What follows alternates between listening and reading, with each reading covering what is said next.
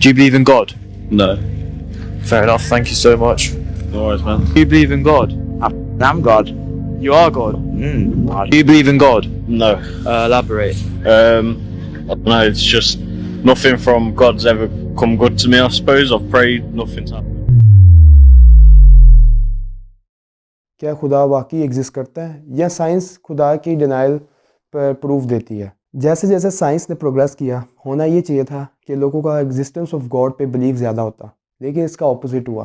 Opposite ये हुआ कि लोगों ने खुदा का कॉन्सेप्ट छोड़ना शुरू कर दिया। और आज हम इसी पे डिस्कशन करेंगे ऐसा क्यों है।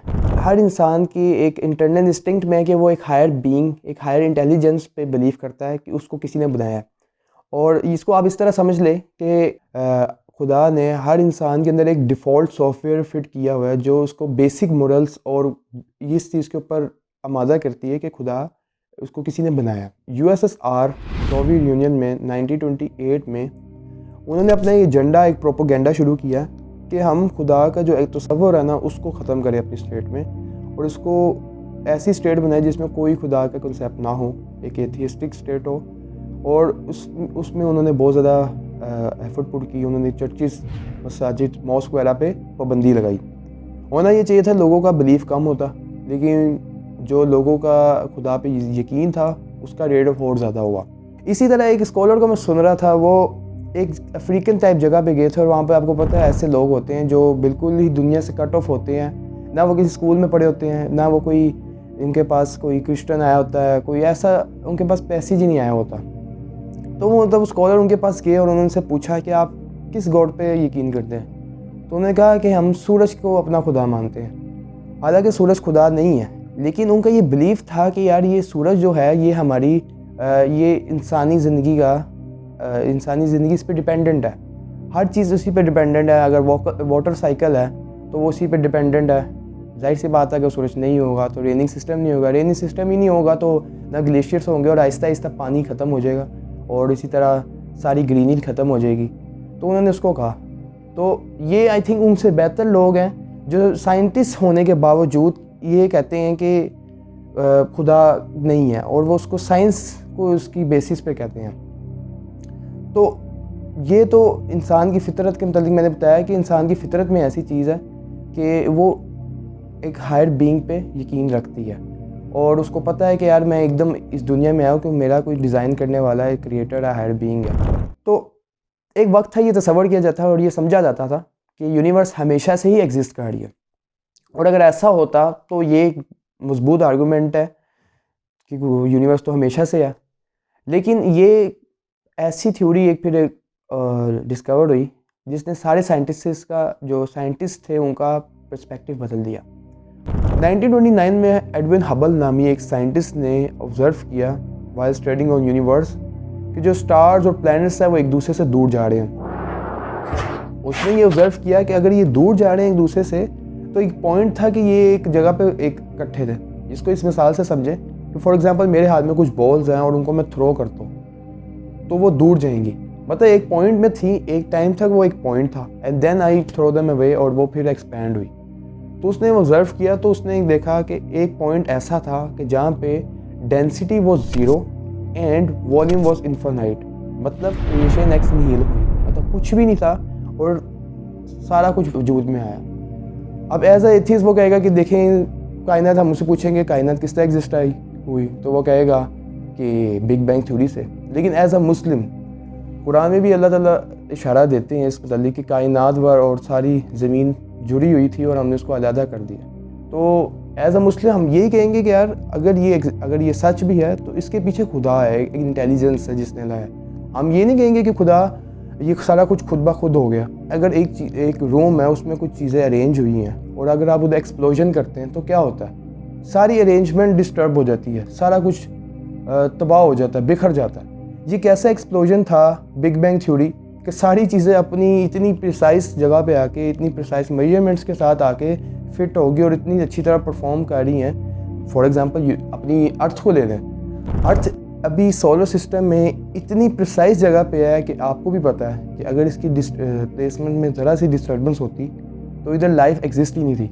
सूरज के ज़रा करीब होती तो जाहिर सी बात है कि पानी ना होता और पानी ना होता तो सारी लाइफ ही डिपेंडेंट पानी पे है, और अगर थोड़ा दूर होता तो इतनी सर्दी होती तो ये सारी जगह अंटार्कटिका होनी होती और फिर भी लाइफ एग्जिस्ट ना होती। तो ये कैसा धमाका था कि सारा कुछ इतनी तरतीब से हुआ। उसके अलावा फिर अब आपको पता है सन से ऐसी रेस होती हैं कि जो स्किन कैंसर कॉज करती हैं।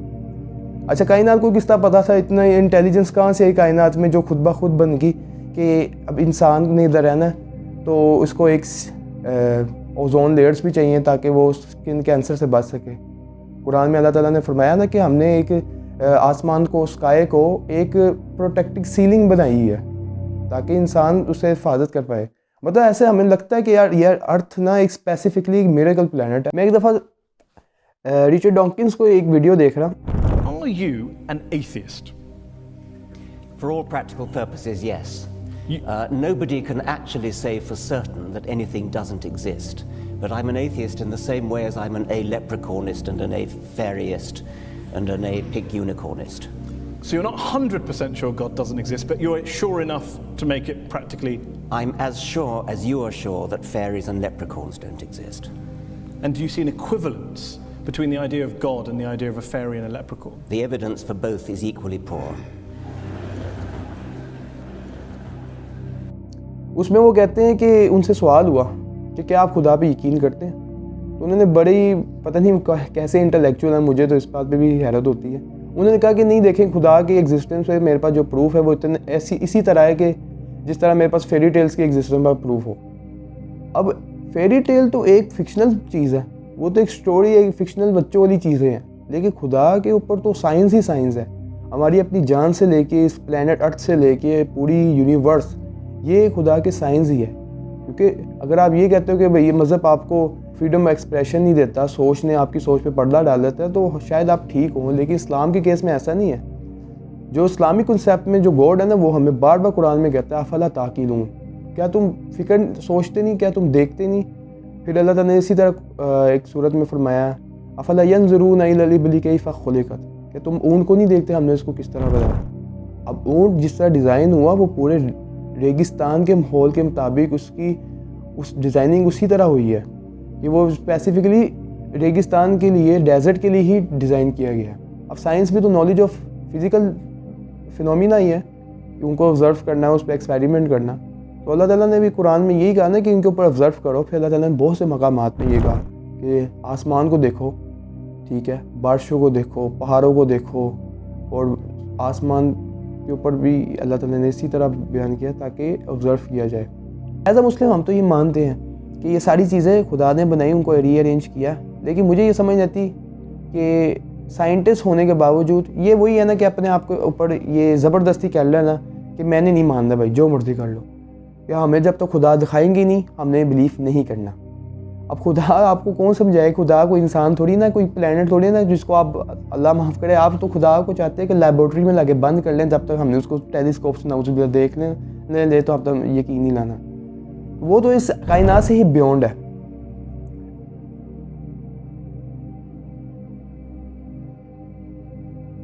तो बात यही है कि इंसान सिर्फ खुदा का इनकार इसलिए करता है कि वो अपनी मर्ज़ी की लाइफ गुजारना चाहता है, और अगर वो खुदा को बीच में ले आता तो जाहिर सी बात है अगर वो अकाउंटेबिलिटी ठहराएगा खुदा को तो उसको ये यकीन होगा कि मैंने उसको जवाब दे होना। तो वो कहता है मैंने खुदा को ही, जैसे बिल्ली कबूतर बिल्ली को देखे आंखें बंद कर लेती है, वो ये अल्लाह साहब है।